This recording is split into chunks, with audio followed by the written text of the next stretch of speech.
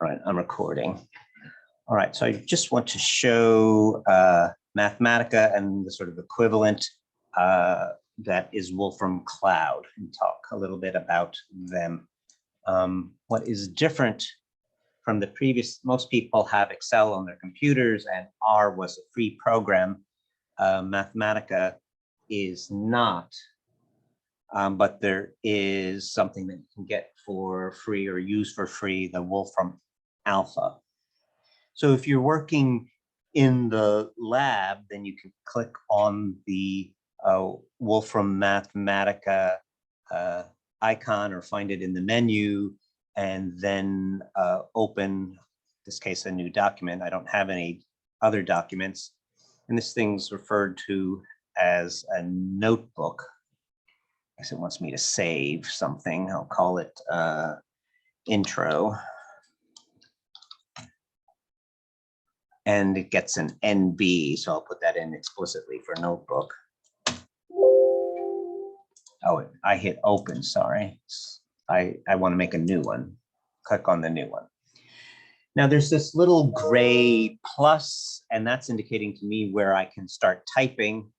And so I'm just going to do a simple expansion. So I'm going to say expand.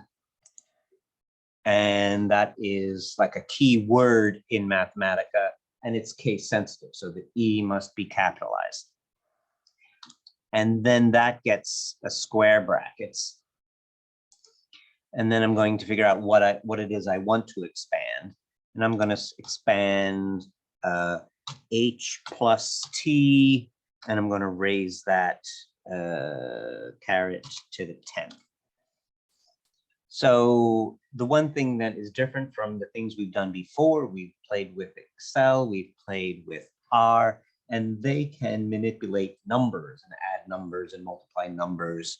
But the thing that makes Mathematica different is that it can work with symbols. So I can say expand this thing, H plus T, raise it to the 10th. And then I say, I think it is shift enter. If I just say enter, it just gives me a new line, which I didn't want. I want it to be entered and for it to do the expansion. That is shift enter. And then it performs that expansion. Now I just typed the black. I typed expand square brackets and then the parentheses and the H plus T and the caret 10. That was my typing. The in1 colon equal, it typed that after I hit the shift enter.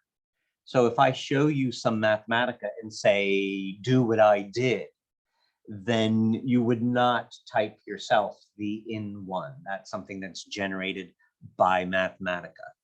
Another thing to watch out for is if you're working in Mathematica and I'm working in Mathematica, and maybe I made some mistakes or maybe you made some mistakes, our numbers might not be the same. So if I do something further on with out 1, if I say out 1 divided by 2 or something, I don't, for whatever reason, I might take some result and do something further to it. You've got to pay attention to, like, oh, for him it was out 1, but for me it's out 3. So that is something to pay attention to. Okay, let me file save as, and I'm going to make a notebook. I'll put it just in documents and call it intro. That's what I was trying to do before.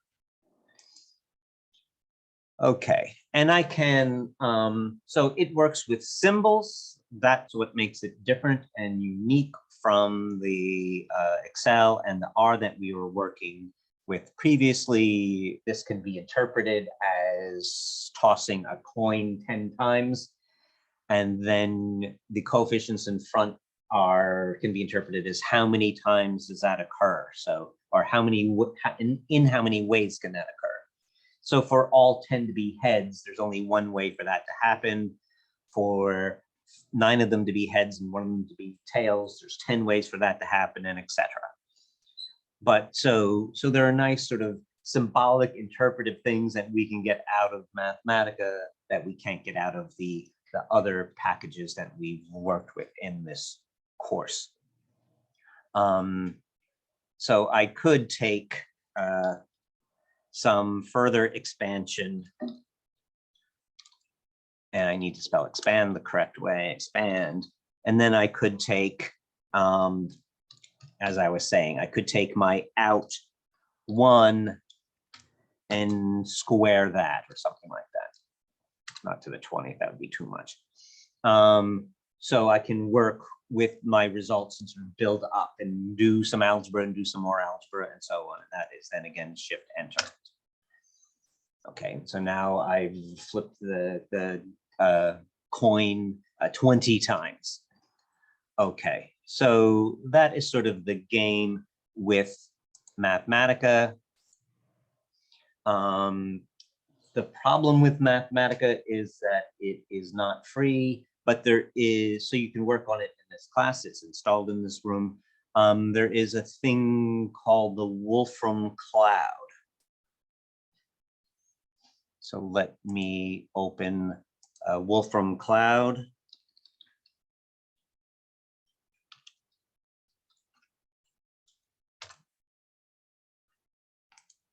And then you have to sort of assign, if you want to work in the cloud, you don't have to because it's on the machines in this room and you can just do your Mathematica work in this room. But if you want to be able to do some work at home, then you might want to set up this account. There is a free version of the account, but you have to supply like an email or something.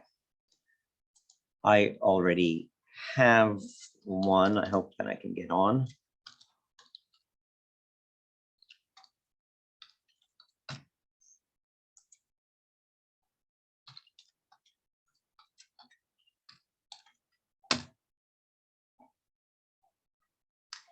And now I'm on a cloud version called the Wolfram Cloud.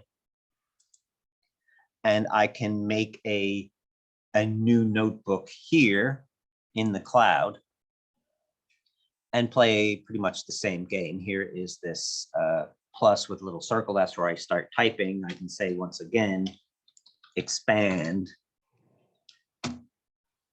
h plus t, and I'm raising that again to the 10th. And it's still this pretty much the same, shift enter. And I get my result, and I can play in the cloud the same way I was playing here on this desktop. And what do I want to do? File. I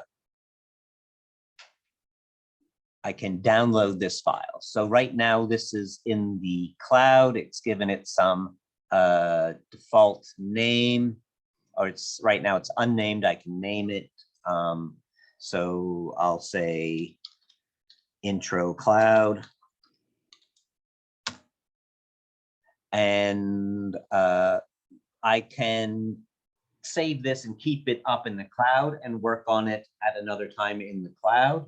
I can download it. So I can take file and download this, the intro cloud, and that probably came to my downloads.